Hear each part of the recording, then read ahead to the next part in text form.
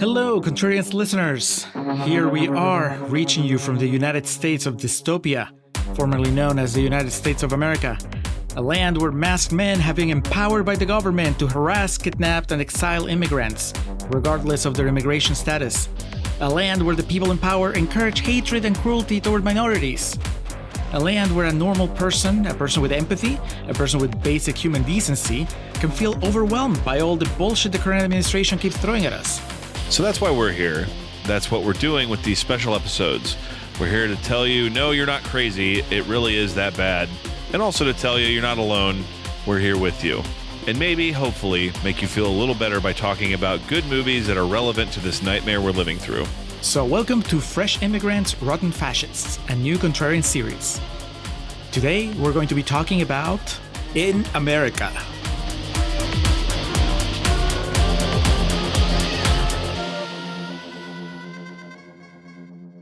Hello, welcome to the third installment of Fresh Immigrants, Rotten Fascists. And if you figure out our pattern by now, you know that this is an immigrant movie. We did The Visitor, Immigrant, The Great Dictator, Fascist, and now In America, which is about a family of Irish immigrants and the highs and lows that befall them once they arrive in New York.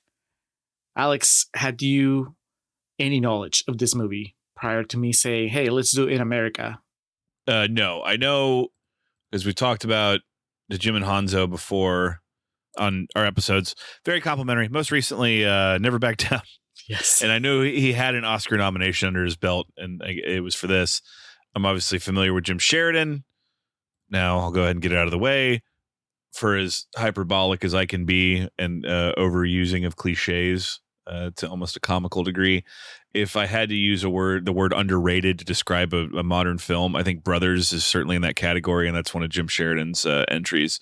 It was actually a hell of a trilogy he put out: In America, Get Rich or Die Trying, and Brothers. That was the three in succession that he released. I always forget he did the 50 Cent biopic. That's it, right? That's Get Rich or Die Trying is where he plays himself. Curtis Jackson, yeah. Yeah. And Curtis Jackson as Curtis Jackson. You got Terrence Howard in there, though, crying at some point. Come on, man. Oh, come on, man. Brothers is incredible, though. And Jim Sheridan, obviously well known for his collaborations with Daniel Day-Lewis.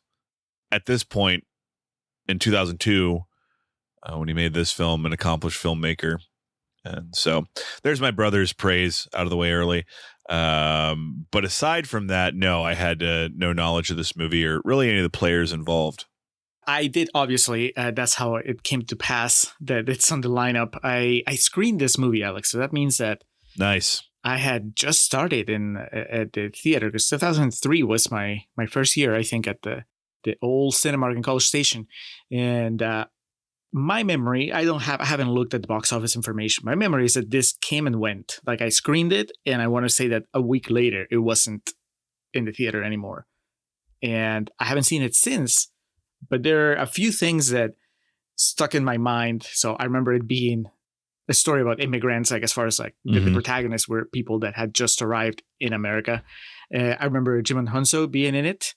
And I think I remember him getting accolades, like probably a nomination, as you just confirmed.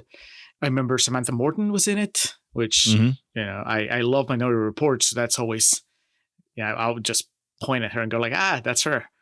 And there are a couple of sequences that I remember very well, which we'll talk about once we get into spoilers. But other than that, I mean, there was a lot of stuff that I just, it's been 15 years, more than 15 years, almost 20 years. Fuck, no, it's been more than 20 years. Holy shit, Alex. We're so old. Who taught you math, brother? I was trying to make it sound like it hadn't been that long, and then I realized that my math kept coming up short. I was texting with somebody before we started recording, and they had asked me a question about SNL, and I responded, well, Ferrell started in 95, and that's when I realized that Will Ferrell's rookie year of Saturday Night Live was 30 years ago. And he became that meme, the Matt Damon meme from Saving Private Ryan. Absolutely, yeah. Well, that just happened to me as I realized it's been so long, way longer than I thought since I watched In America that one time.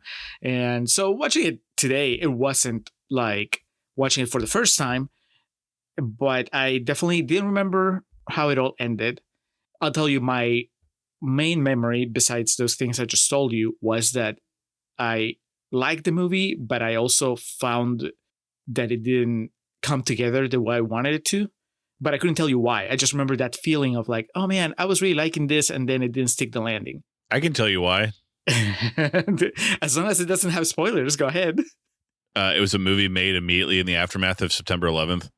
Yes, but not to be insensitive, but I did not experience September 11th the way that, people in America, see how many times I can say in America in this recording, the people in America did. You know what I mean? Like, obviously, it was what a horrible thing.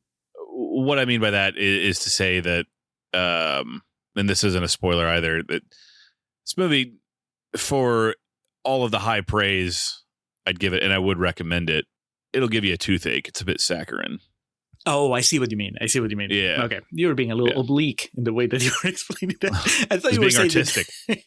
No, you were talking about the movie, and I thought you were talking about me. You were speculating why I had felt a certain way. And I was like, no, not you. I mean, I'm talking about the movie itself. Yeah. I was like, I get that it was 9/11, but trust me, that did not affect how I watch movies that much. It's possible, but also, I mean, we'll get into it. Here's opening statement, Alex. I think that the title, as much as I like it, does this movie a disservice, because In America makes it sound like first you get the money. What? Are you quoting a song? Isn't that Scarface? I know, like the Simpsons that take on In America. First you get the money, then you get the power. Oh no! See, I know. I want to be in America. 12 in a room in America. That's what I know. What's that story? Mrs. Doubtfire, of course, Robin Williams. Happy to be in America. And then, of course, Donald Trump. In America. Oh, Jesus. Beautiful. Golden America. Those Irishmen coming here to ruin it all. Dude, that's what I was thinking is like, that's not what Trump or his followers think immigrants look like. So it is it's an interesting stance on it, right? If they saw fucking Samantha Morton and was it Patty Considine? Yeah, Considine. They'd just be like, afternoon. Just move on. Welcome to America. Yeah, fuckers. No, I think that, and I didn't come to this until like the very end. Like the movie was over, the credits were done, and I was just staring at my notes, trying to articulate my feelings. And I was like, it's not the right title because, well, this movie features immigrants and it features certain things that are very much about the immigrant experience. The overall story, and we'll get to the synopsis in a minute, I think the overall story is not so much about the immigrant experience. You know what I mean? Like, I think that if this was happening to a family that was born here in America, it kind of plays the same way. Yeah, I mean, yeah, absolutely, because it calls out the flaws of the system and the perceived idea of the American dream.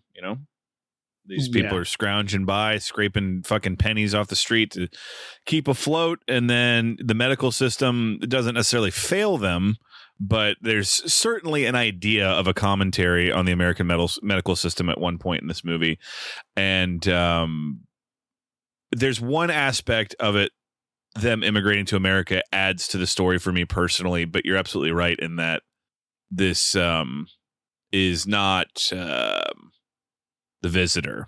Yes. In the sense of like, that could only happen to an immigrant. Exactly. Yeah. And I think that I blame the title because I think the title sets you up for that. If it was called something else, and I love the title, like as far as like In America, it's like a very powerful opening and it makes you think that it's going to make a statement about what it's like to come to this country. It makes a statement about the country, just not so much about the immigrant experience, I think. Or at least if it does, I think you have to dig a little deeper to find it or to flesh it out. Before we keep going, Alex, I think that for the sake of anybody who hasn't watched in America and is waiting for us to tell them what it is about before they decide if they want to watch it or not, let's go ahead and do that. What do you have in the way of plot summation? No monsters, no ghosts, no nightmares, no witches, no people coming into the kitchen, smashing the dishes. Mom, Dad, Christy and Ariel, all together in one happy family. The Sullivan family immigrates from Ireland to New York City as Father Johnny, Paddy Considine, chases his dream of being an actor. Living in a small Hell's Kitchen apartment, the family settles into American life despite their deplorable living conditions. Wife Sarah, Samantha Morton, works at an ice parlor while Johnny looks for work as an actor, both haunted by memories of their dead son, Frankie. Daughter Christine, Sarah Bulger, documents the family's American journey with a video camera. That's the summation. Now, they do have the daughter Christy, but they also have their daughter Ariel. Christy and Ariel are played by Shoot Sisters, as Emma Bulger is Ariel. Djimon Hounsou doesn't play directly in, I guess, to the main idea of this movie. He is a tenant of their building that they end up befriending, and he's kind to them and very wise, and plays no small part in the development of the family in this movie. In a way, well, not in a way, like literally he plays a big part in the way that everything turns out at the end. It's PG-13? I mean, there's no cursing. There's tits in this movie. Oh, you're right. Yeah, you see. My God. Do you see nudity, or is it all framed out? I thought I saw some, but Wishful thinking. Well, I was about to say. Maybe I was just hopeful. I mean, it is pitched like a fairy tale, so. Yeah, but that sex scene is still pretty. I would describe it as intense for PG-13, but the nation was still healing, Right. We were, our compass was all out of whack. We couldn't tell what was appropriate anymore for minors. Before we dive into this, Alex, because I don't know how else this bit of trivia would come up. Paddy Considine, writer and director of Tyrannosaurus. Oh, Brandon Curtis' favorite. I have a QVR on our Patreon channel. I sat down to watch that movie and I didn't know what hit me. I was not ready for it. And I hate to be Sean Parker, but it's just Tyrannosaur. It's much cleaner. So you tell me, what's cooler than a Tyrannosaur? And in America. Fucking heavy movie. Anyway, so in a way, Paddy Considine, not a stranger to major tragedies and emotional upheaval. He's also in the first season of House of the Dragon, the Game of Thrones spin-off on HBO. So, the dude gets around. Did you know him from anything else? No. Yeah, unlike his wife here, the precog, Paddy is more of a character actor. He's in World's End, so that means that you've seen him, you just don't remember him. That would be correct. Yes, sir. Yeah. I bring him up because also I think he is the one. This movie has a lot of characters and there's a lot of stuff going on with all of them, but I think that the one that eventually the movie is about, if the movie is about the person that has the arc, is him, right? He has to learn. Oh, definitely. To let go, to finally process the death of his son. And along the way, everybody goes through a lot of shit. You said you recommend it. I recommend it as well. I think it's an easy way of describing it that might not do it justice is to call it a tearjerker, a well-intentioned tearjerker.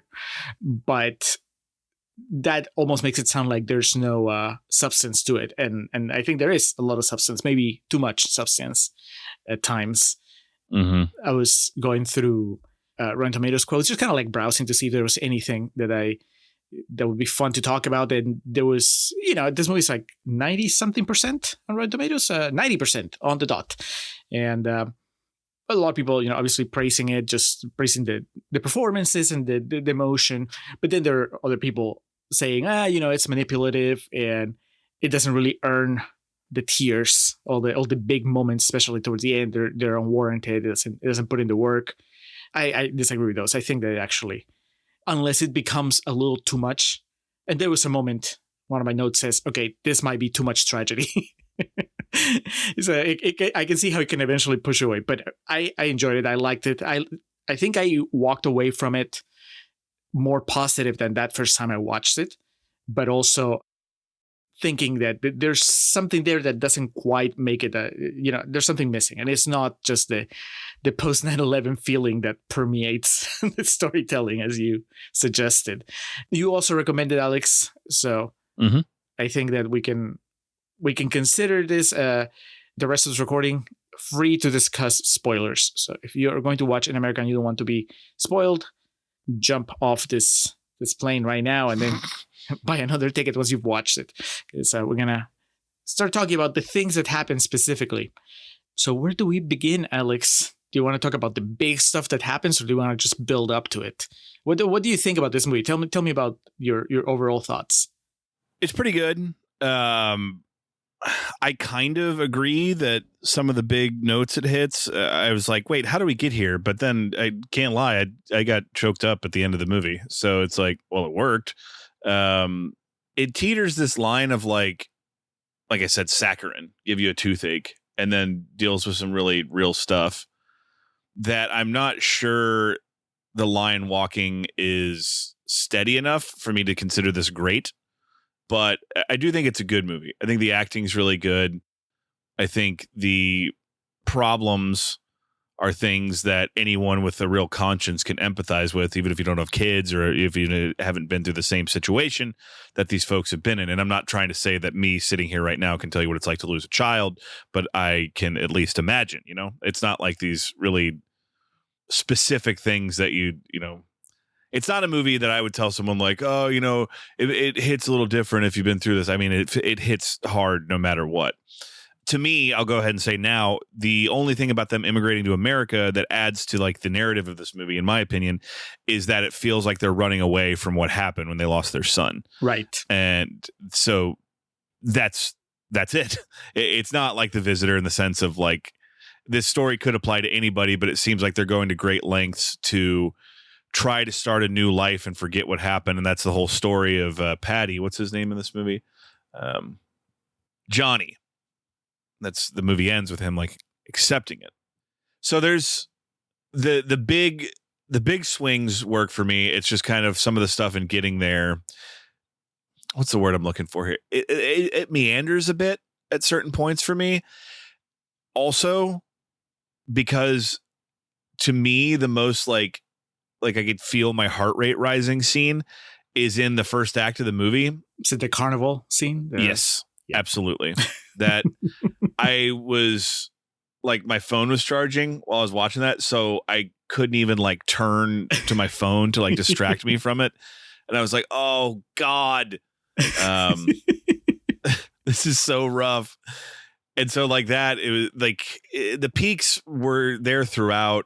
It's just kind of, what happened is exactly that to me. I'm fleshing out my thoughts in real time here. Some of the meandering throughout allowed my interest to not necessarily wane, but like the level to kind of fall a little bit. So I think with some tightening throughout it, it could have really gotten a lot from me. And also, I think Djimon Hounsou is so good in this that it takes a while for him to be introduced. And then sadly, he's kind of gone. Yeah. Before much gets good. He had the Judi Dench play here of it's the least amount of screen time I can have and still get an Oscar nomination. So those are my rough thoughts overall. If I tell you a secret, will you tell nobody else? No, I won't. I'm an alien. Yeah, I agree with at least some of that. I had forgotten that. I remember one of the things I remember was that he died. I remember that he was sick when they meet him, and at first you don't know, but then you find out. And I remember that he died before the movie was over. So I had that in my mind, but I had forgotten that he comes in so late and he leaves so early. I mean, it's not that, he doesn't quite die, but he basically, for the third act, he's already kind of in a coma in the hospital. So he's out of the movie. So I remember that. And you're right. He comes in with such an intense performance. I mean, the difference is almost an unfair comparison, right? But when we talked about Never Back Down over on the Patreon channel, check it out if you want to laugh. One of the easiest points to make was that Jimon Hounsou shows up there and he is towering above everybody as far as like acting chops. Both literally and metaphorically. Yes. Yeah. That's not the case here in the sense that everybody here brings their A game and he comes in, but still his character is just so intense and also so, I felt that he was very soulful and, because at first it looks like he's just this angry artist, but then when he realizes what's happening with his family, you can see the empathy, even if he doesn't verbalize it right away. And so it's a very powerful performance that comes in late and then leaves really early. And so maybe that throws off the balance a little bit. I'm going to fall back on what I said a little bit ago about Patty Considine being the real protagonist, because I don't know that that's apparent through most of the movie.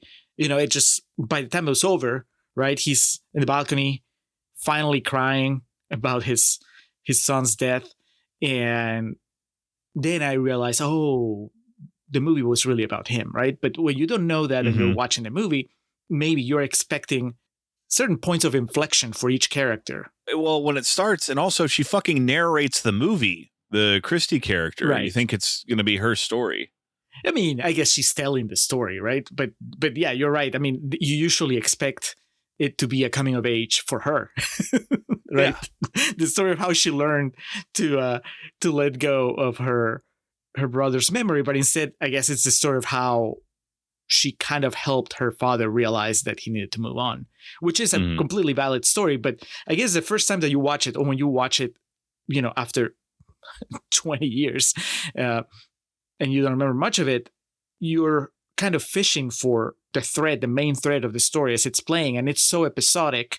It's just a lot of vignettes. Oh, now he's gonna go get the air conditioning, and now they're at the carnival, and now they go watch E.T., and now the parents have sex. There's a lot of little things that you're waiting to see what's what unifies them at the end. And I know I say this.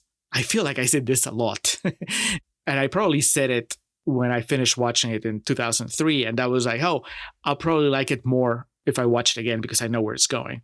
I guess that the extra that I should add is like, as long as that is not too far from today, because otherwise I'll forget again what the movie's about. But I think that watching it knowing that really it's Patty Considine's story might help it flow a little better, so it doesn't feel so much like it's meandering. Now, I didn't mind the meandering because I think that the movie's best asset is this feeling of it being a very personal project. And of course, everything is subjective. I read after, when it was over, I looked and was like, this has to be at least partially based on Jim Sheridan's life. And, you read it and it's like, apparently, it ends. It's a dedication to his brother Frankie, at the very end. So I believe, if I read correctly, died at 10 from a brain tumor. Yeah. So in the movie, he dies a little younger, right? He has a fall when he's 2, and then a couple of years later, he dies of the tumor.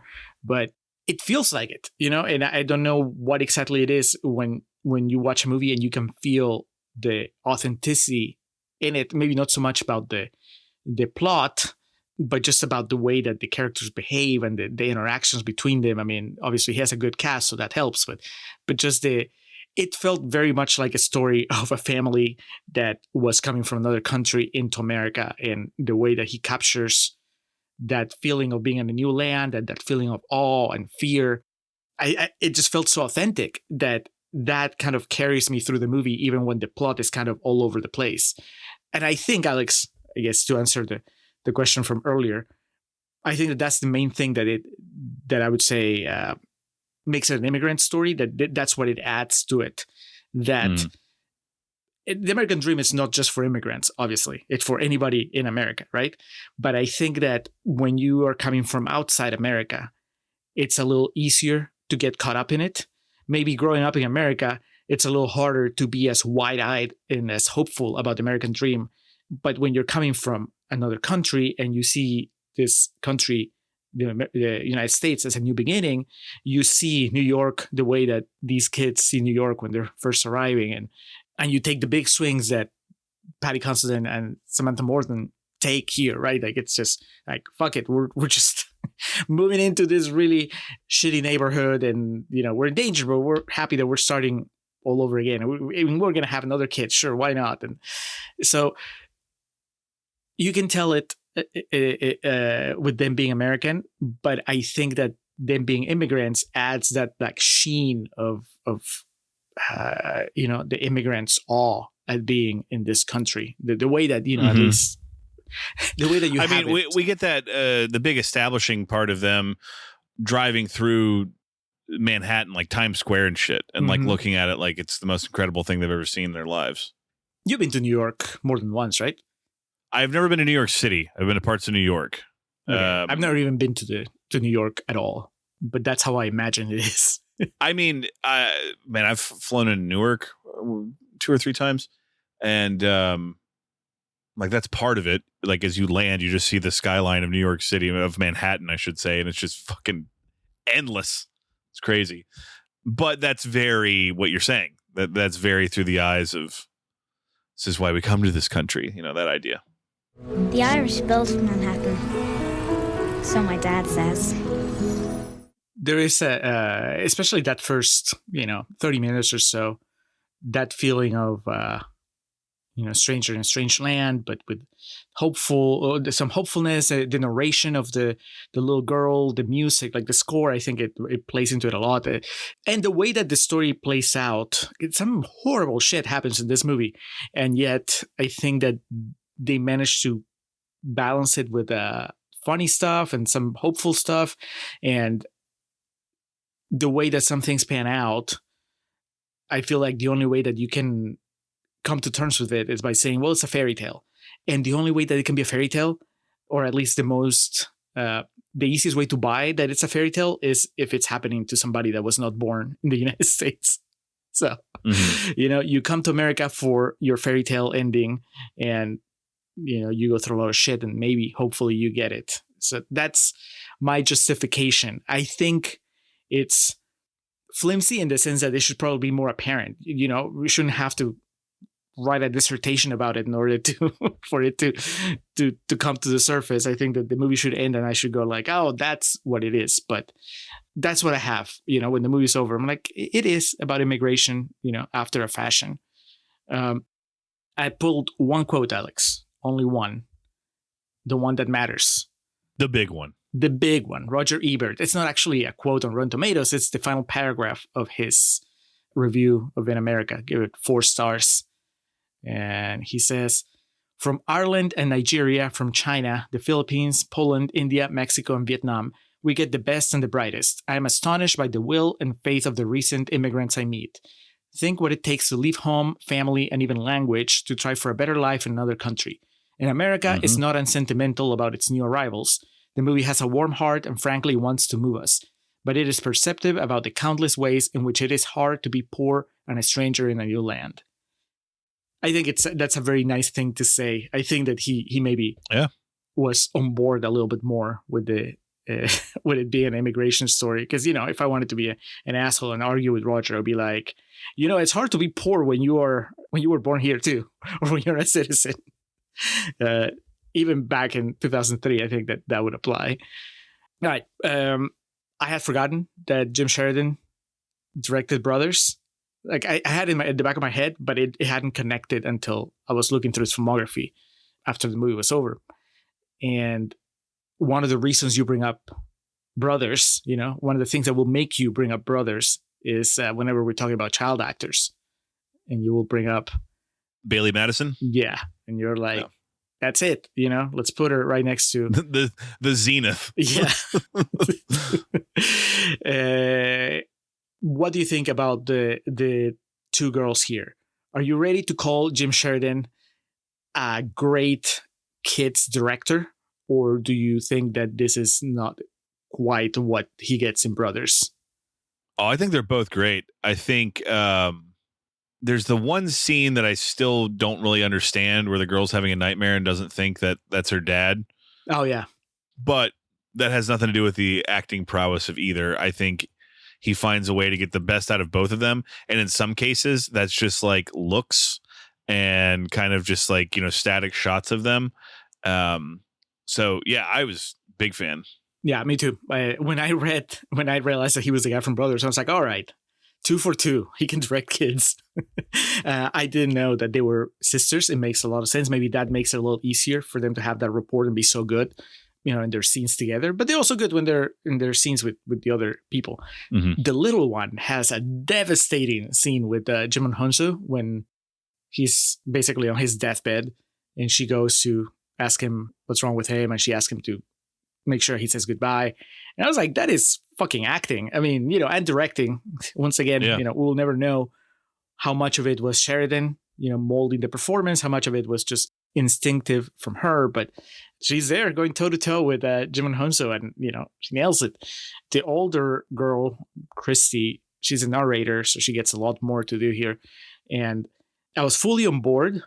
But much like with that scene that you referenced about, where the little one doesn't recognize the dad, or is acting like she doesn't recognize the dad, I was a little bummed, deflated when the movie made her just a little too precocious at the very end when she has her, I guess it's her Oscar clip, Alex, when she tells her dad that she's been carrying this family for the past year. I was like, you don't sound That like a was a kid bit anymore. much. Yeah. She'd been so good at conveying awareness and, showing that she was really smart, that she was smarter than, your average kid maybe, or even showing that most kids are smarter than we give them credit for, right? Like her and her sister, like constantly absorbing what's happening and decoding the interactions between their parents, but they never feel the need to like verbalize it, and even worse, verbalize it in such a bad way. I don't think it's a good moment like from the screenplay, that they felt the need to have this little girl talk like she is in her 20s to tell her dad that she is to tell him something that she didn't need to say, because we could tell just from watching the movie, you can see that she's the one that keeping everything together. I think that scene needed probably a couple passes to make it sound like herself. So that was a bummer. That was the closest the movie came to losing me. And then thankfully she kind of goes back to sounding like a girl through the rest of the movie. But that moment, and it's not the performance. I think that she got dealt a bad page of screenplay in that one. I don't even know if it's that. I think it was just kind of overreaching or kind of an overthought conclusion. Like, do you think it's better if we just don't have that moment at all? Or she just tells him to say goodbye to Frankie. That's fine. She doesn't need to say, I've been carrying this family. I was like, okay. I think that, the only way that you can make it work while keeping all that stuff is if you make her talk like that through the entire movie. But then at that point, you lose me because, I have a very little tolerance for precocious kids in movies. And I don't know that I want, I think part of the charm is that they sound like they're 10, 8, however old they're supposed to be in the movie. And I was going to say those two kids are one of the main reasons why I would recommend the movie, because I would just tell people they nail it. They make a movie about a family, and the child actors are really good. They're on the same level as the adults. So that doesn't happen very often. And I would say more people need to watch these performances, because I don't know. I saw that the oldest girl has gone on and she kind of has a career. I didn't check if the girl that plays Ariel also went on to keep acting. I thought that was the case because in Google, the picture of Ariel is her as a child and the other girl is her as an adult. So I was like, oh, she continued on. Yeah. I don't think I saw any movies that, she hasn't been in any other things that I've watched, but she seemed to have a consistent output. All the blood is bad. Mateo said all the blood is bad. You're not giving my baby bad blood. Oscar nomination for Samantha Morton. She's really good.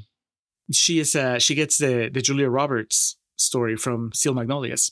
She does, but she gets a happy ending in this particular case. She's good. That whole story, she gets pregnant and the doctor tells her if you have this baby, it's probably going to kill you, but she wants to do it anyway. It's kind of where you can sense the movie's going early. It's a little telegraphed. Not to say that I hate like a happy ending or anything, but she's good. Get this out of the way now. That was the year that Return of the King just dominated the Academy Awards. Okay, but that she wouldn't have had competition there. No, if you had allowed me to finish my thought. Sorry. But that didn't affect her, as she was beat out by Charlize Theron for her role as Eileen Warnoff in Monster. Nominated alongside Keisha Castle-Hughes for Whale Rider, Diane Keaton for Something's Gotta Give, and Naomi Watts for 21 Grams. Okay, the only one I haven't seen is Whale Rider. How do you feel about those nominees? Charlize Theron, I mean, the rightful person, got the gold statue. You a big Monster fan or just a performance? I'm not a big fan, but she's really good in that. Well, no, you're into true crime, so that's why I thought maybe. Oh yeah, it's an interesting story, but I just think like I remember being a teenager, and so obviously my brain was not. I did not think the way I think now about movies and understand kind of performances and whatnot. And I remember seeing like that and being like, "Whoa, she transformed herself." Yeah. I remember that like really sticking in my brain. I mean, that was all over the marketing. I remember. Charlize Theron. That could be, yeah. It's like you've never seen her before. Because again, longtime listeners know Charlize Theron, very, very important figure in my life as a moviegoer and my maturation process as a young man. The first set of breasts I ever saw on the big screen was a Reindeer Games. So to see, Charlize Theron go from that in a few years to her portrayal in this, I was like, that's the girl from Reindeer Games. That's Lieutenant Dan's girlfriend. I guess I can't argue. I really like Samantha Morton here, and that's the thing, the way that I rationalize it is like, yeah, but Charlize Theron doesn't need that Oscar. It is not that Samantha Morton needs it either, but this is not a performance that you can get mad about. This is not Mickey Rourke losing to Sean Penn. Right. And I want to say it was Samantha Morton's second nomination, because unless Sweet and Lowdown happened after this, but I think it was before. Speaking of Sean Penn, because she plays opposite Sean Penn in that Woody Allen movie, and she plays somebody that's deaf. She deaf, or maybe she doesn't talk. I think she doesn't talk because he's a musician and they date, and he's a piece of shit. But she has a very charming performance in that movie, and I think I got her a nomination.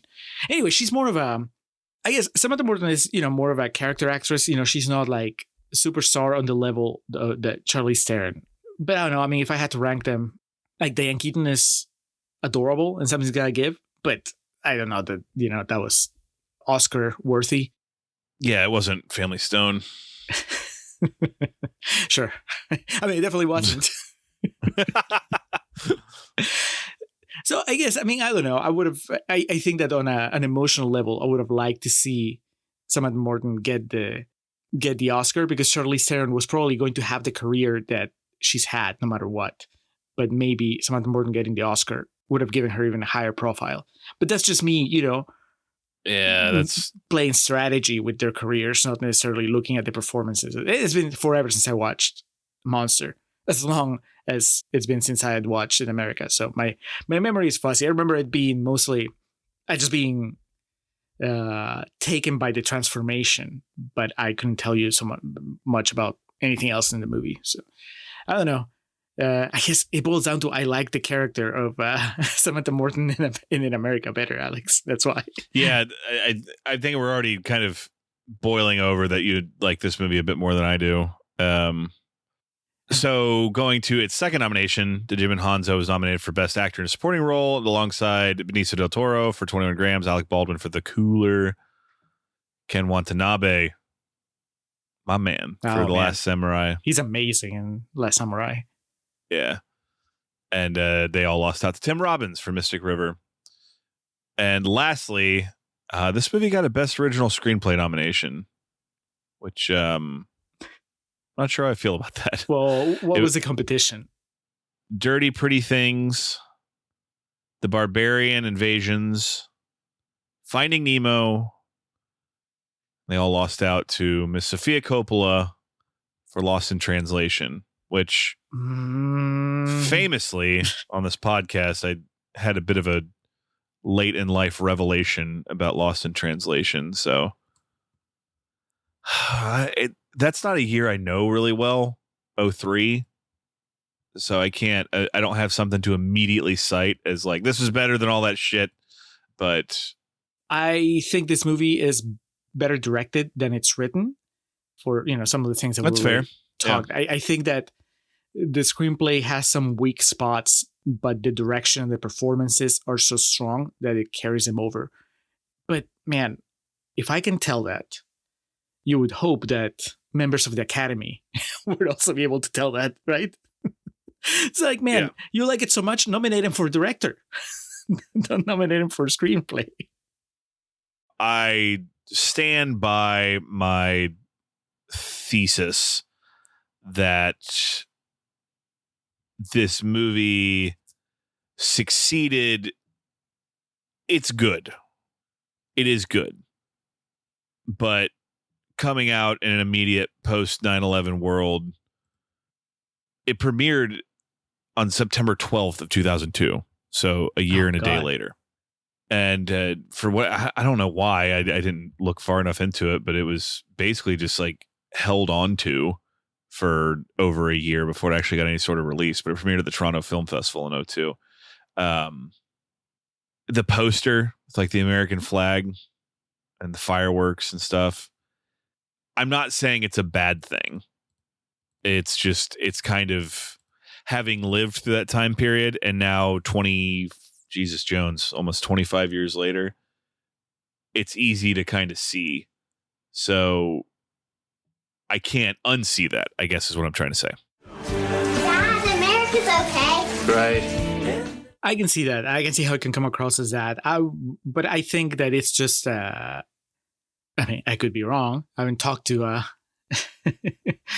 to any of the people involved in the project, but I think it's just one of those sets of circumstances that are unavoidable, right? Like you write this type of movie that's very personal to you, that it mines your memories of coming to America. And, you go into production or you start pre-production or whatever, and then this unimaginable tragedy happens in the country, and then your movie comes out a couple of years later, and it's like, oh, well, it's like... it's affected no matter what. Like, I don't think that, at least I would like to think that it's not that 9/11 happened and then the studios were like, all right, what do we have in the docket that we can just, what do we have on the schedule that we can maybe push forward, and this can be our like 9/11 movie, so to speak. I mean, I do believe that there's enough cynicism in movie studios that somebody could have said that, but at least from Jim Sheridan and his team, I think that this was its own thing. And then sadly, it's just enveloped by the tragedy of 9/11 being so close to it. I can see how it, you can see it as, you can read it as like the type of movie that we would make in the aftermath. But man, I don't know. I mean, I didn't go like doing a deep dive, but it didn't feel like that was the intent from the filmmakers. Of course, intent doesn't matter because in the end, it's how you take it as the audience. But still, I think that if anything, for me, it's more about the clash of the American dream versus the American reality. And maybe that's highlight, much like, you can see it through the filter of 9/11 all those years ago. You can see it through the filter of just today's environment. And so that makes it so much harsher, I feel, when this family of hopeful Irish people are crossing the border, and the immigration's agent there, he just goes like, welcome to America, with a big smile. He asks a couple questions, but then it's like, everybody's friendly. Like, America's just this friendly place to be. And they arrive and they install themselves in this building where, there's a community, and, there's people from all over the world, right? Like, Djimon Hounsou, they never specifically say, but he is from somewhere in Africa, right? Because the subtitles were telling me that he was speaking in an African dialect at some point. Mm-hmm. And then one of the guys in the building is from Cuba, right? Because he's singing about Cuba in the final sequence of the movie. And so there's this melting pot, which is like the best version of New York that you can think of when you're thinking of cultures coming together, the way we see them in the movies. And it's just in such stark contrast to the current discourse from the current administration, right? Where it's just like all this stuff, all that diversity is seen as a bad thing. And that's not also what was part of the movie when it was being made, but it's just how it hits me when I watch it today. One thing too that having lived through that is 9/11, that is. Watching it years later, it kind of rubbed me the wrong way. Not enough for me to think it's bad. It's just kind of like there was a moment where I was like, yeah, but there was a sense of unity unless you were Middle Eastern.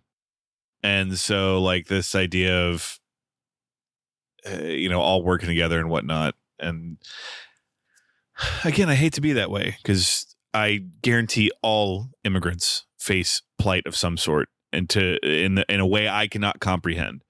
But we were joking about it at the beginning. This is not when Trump says immigrants, he doesn't mean white people from Ireland. You know what I mean?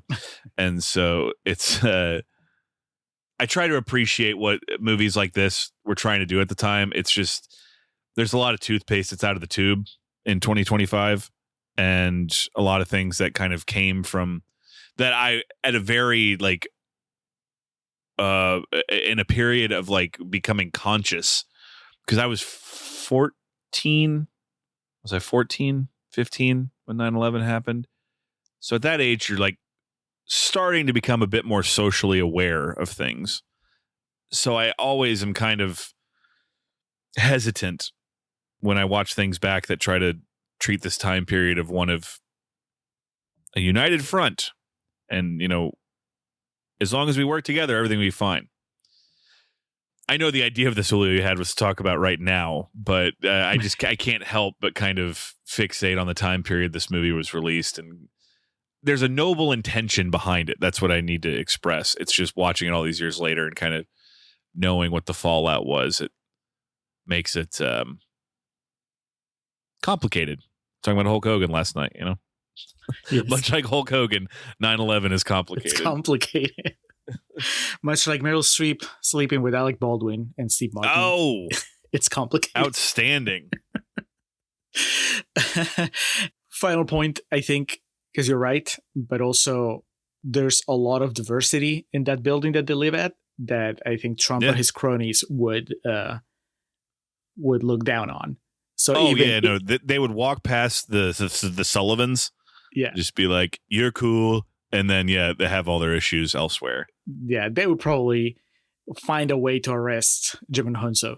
They've just come up with a trumped up charge, so to speak. Nice. Better bring a fucking army. That dude is intimidating, man. Yes. Yeah. Closing down, Alex, I said that there were a few things I remembered, and one of them, probably chief among them, is the carnival scene, which you referenced earlier as being the the nail biter. Brutal. Yeah, brutal, memorable. I remember every beat. I remember that she uses her second wish on it. And so I knew as I was watching, I was like, I remember that he gets it, right? It doesn't make it any easier to sit through, though, because it's just so awful. And it's so halfway through when the older daughter pulls out $5 to add to the pot to help out. Dude, they pull out the fucking manila envelope with the rent money in it. And the guy that's running the carny, at first he's like, yeah, do you want a double? Do you want a double? And then when it gets really bad, he goes up to him and is like, sir, are we done? he does the bartender. Sir, I think you've had enough. I'll tell you when I've had enough. For those who haven't seen it and are still listening, the game is, it's like it's a carnival game. It's a hole that you throw these baseballs through. And if you get 7, you win a prize. You start with $1, right? Or $2. Yeah. And for every one you miss, you have to pay double your money. But if you win, you get your money back and the prize.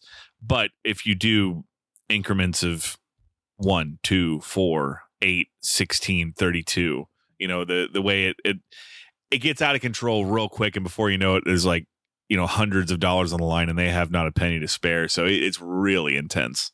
They have the rent but he money. Wins. Yeah. He wins through, he thinks he did it himself. The little girl thinks it's because she has 3 wishes throughout the movie that she asks of the ghost of her brother, I guess. And the first one was, I don't remember what the first one was, but it happens really early on in the movie. And then the second one is for her dad to get that to get that money back, to make the shot. And then the third one is at the very end of the movie. It's amazing. I mean, talking about good direction, I think that the way that scene is staged is just perfect. The use of the music, the reaction shots, the slow motion, it's fantastic. So make believe you're happy, Johnny. Please, for the kids. And then the scene that kind of makes me scratch my head, Alex, and tell me what you made of this. There's the sort of running gag / subplot of the guy that calls Paddy Considine Irish. It's like, Irish, can you spare a quarter? And Considine gives him money throughout the movie. But then at some point when he's like, Considine is like in bad shape, something bad has happened, and the guy's like, oh, okay, I have something for you. And he gives him food stamps, right? And you think, oh, that was the end of that subplot. That, he gave this guy money, and now karma is like, oh, he's giving food stamps. And in fact, it highlights how proud Considine is because he doesn't want to take the food stamps. He ends up taking them. But then there's one final turn in this story, which is that the guy, and I don't remember his name, but, basically he asks for money.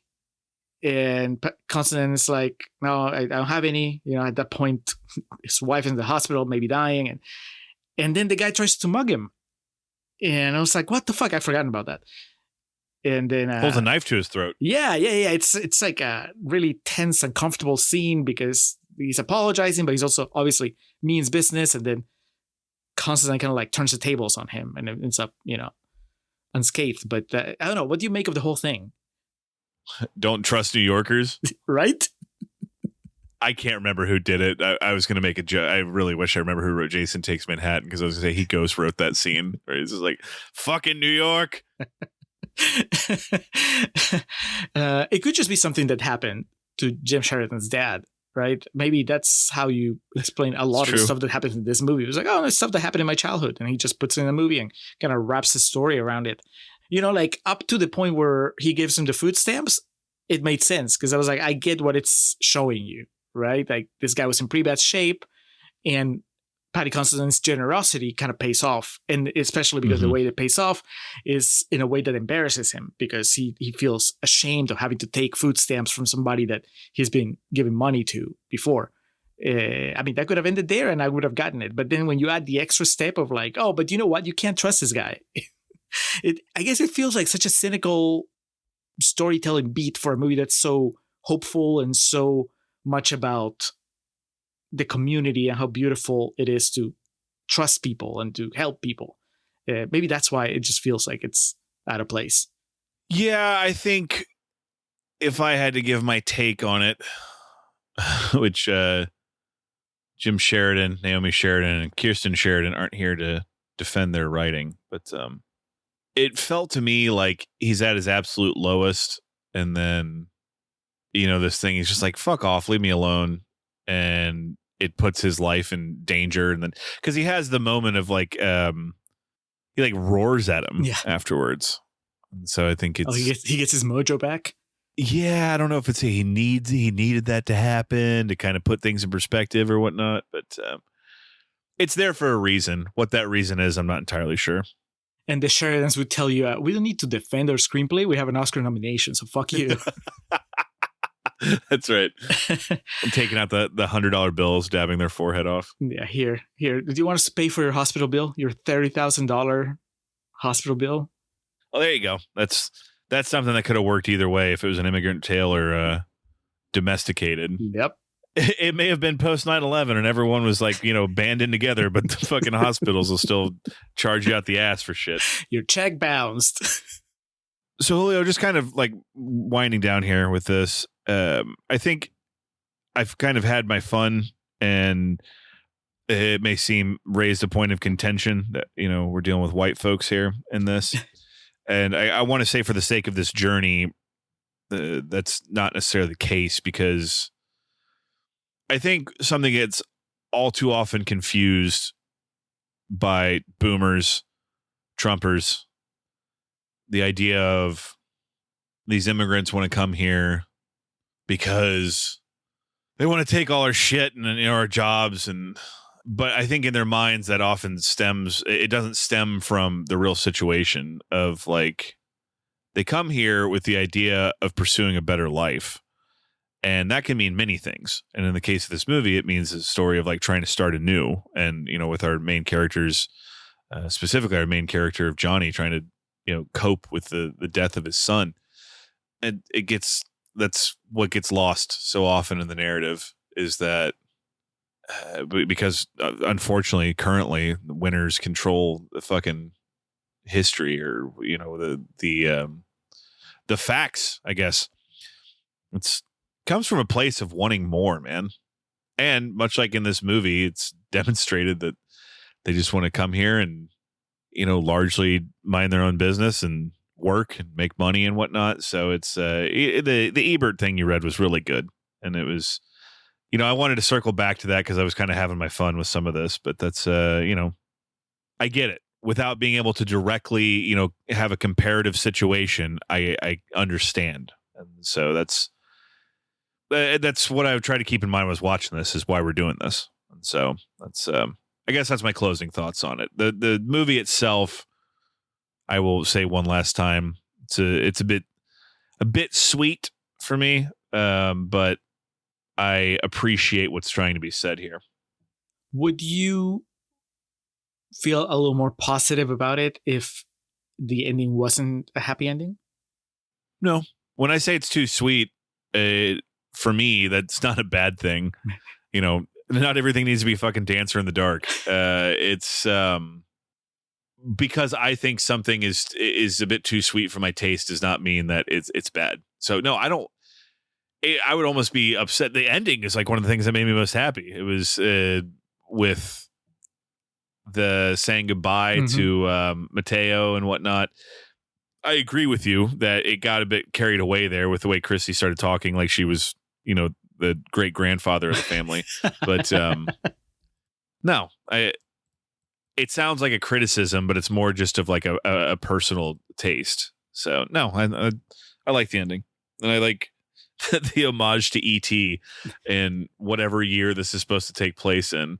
Yeah, I read that it was originally written to be shot in the 80s, but then it was making it a period piece was way too complicated. And there was a statement from Sheridan where he was like, yeah, that's not fun. I don't really care to spend that much time and money making it period accurate.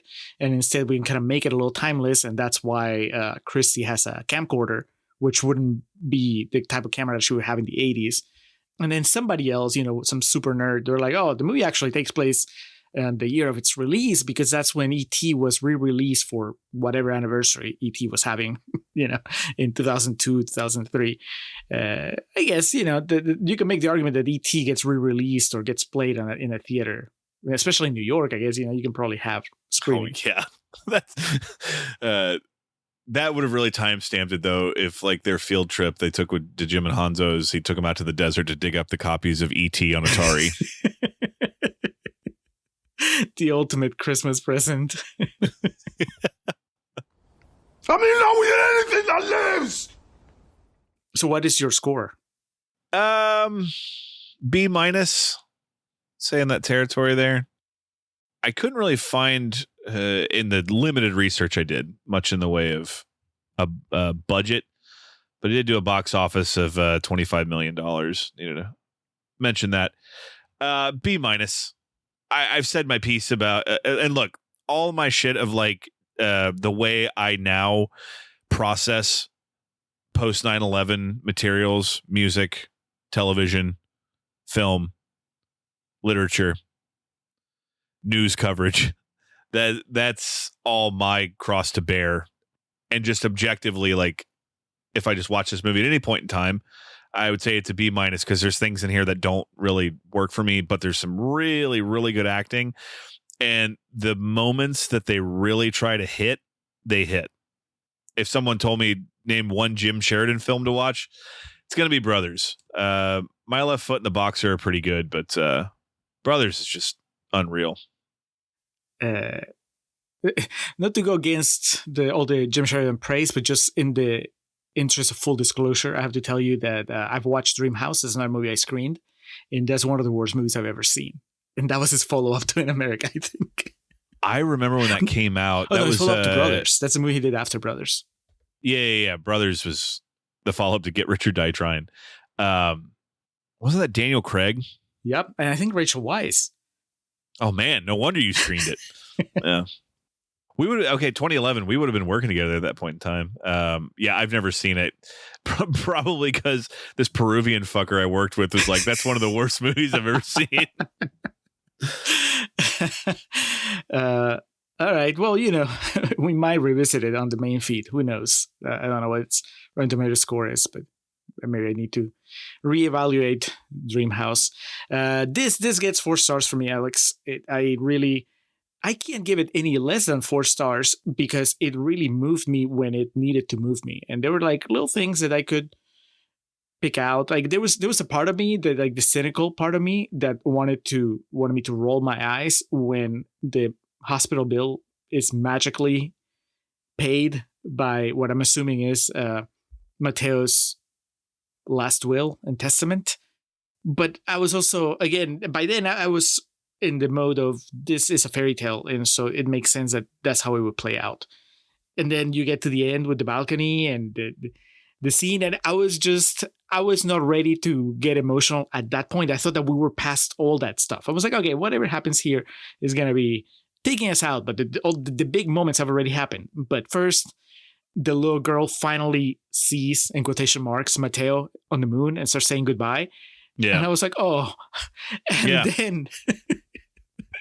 and then Patty Considine finally breaks out and starts crying and says goodbye to his son. And I was like, oh God, please, credits roll. So how can you I can't give it less than 4 stars. They stuck the landing, even though it was not the way that I thought it was going to be. The first time I watched it, and now this time watching it, it was not what I expected. I certainly hope that it's not another 20 years before I watch this movie again, and I look forward to maybe enjoying it even more then. But if we've inspired you to watch In America, certainly let us know what you think once you're done, or if you already watched it and you agree or disagree with all the stuff that we've said, including the screenplay Oscar nomination shade. Please hit us at we are the Contrarians at gmail.com or on social media, Contrarian Prime, Contrarian Alex. We want to hear about your thoughts about immigrants, fascists. Unless you're pro-fascism, then we really don't need to talk. Coming up next, though, Alex, speaking of fascists, the first movie in this lineup that I don't know, even though I own the Criterion. Politics have entered a new stage, the television stage. Instead of long-winded public debates, the people want caps or slogans. Time for a change, the mess in Washington, more bang for the buck, punchlines and glamour.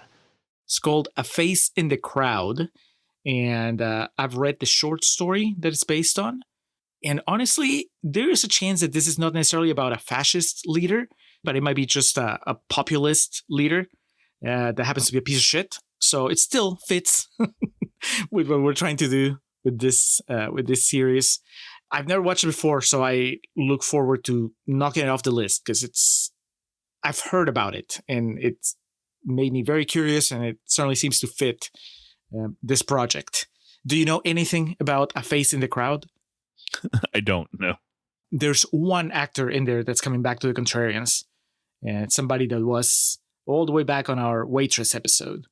That's the tease. But that's it for the third installment of Fresh Immigrants, Rotten Fascists.